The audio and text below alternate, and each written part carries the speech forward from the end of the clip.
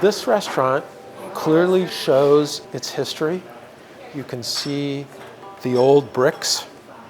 You can tell that the interior has been here for a long time. You see photographs and family mementos and things like that. The Chicago Cafe in Woodland, which is just up the road from Davis, might well be the oldest Chinese restaurant in the United States. And what gave me that idea was their claim that they date back to 1903. I asked some of the students who were working with me on Asian American research in general if they were interested in exploring this question as a historical matter, and we started working on it. This is from the 1930s, and you can get the hash and fried egg for 25 cents. You can get a leg of pork and applesauce for 25 cents. If you want a T-bone steak, that's going to cost you 35 cents. For me, it's really great to learn from students from the law school, as well as from other disciplines such as English literature and cultural studies, so that we approach the research subject from entirely different perspectives. Even though restaurants might not leave a written or archival footprint, there is one, whether it's in the communities that we live in or it's in what has been there beforehand.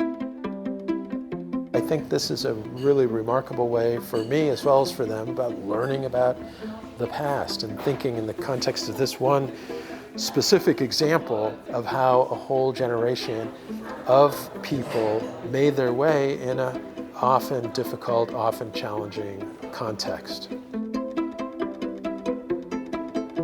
I think we've gone about as far as we can go in terms of trying to date this.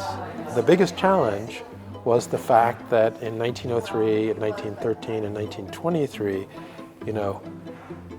the city directories did not include Asian people. They didn't include Asian businesses, they didn't include Asian residences, there was a segregation. I was surprised to see historical records of a lot of exclusion. However, I think we do learn a lot from what history is teaching us and also what law is being implemented. So it's really exciting to learn a lot about Asian immigration through this project. It's been incredible to see so much of a long history for a restaurant, because oftentimes they'll close after 1 or 2 generations, but to have this existing for so long, it's been an incredible opportunity. 50 years, come here, 1973, United States, come from Hong Kong. But before that, my father even met my grandfather. I was looking for somebody so it can work for me, I can retire.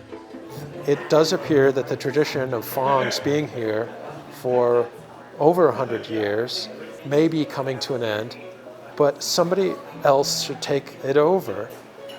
I think this is the oldest continuously operating Chinese restaurant in California for sure, and maybe the oldest continuously operating Chinese restaurant in the United States. That's a tradition that's worth keeping alive, so I'm hoping that somebody will take over this place and keep it going.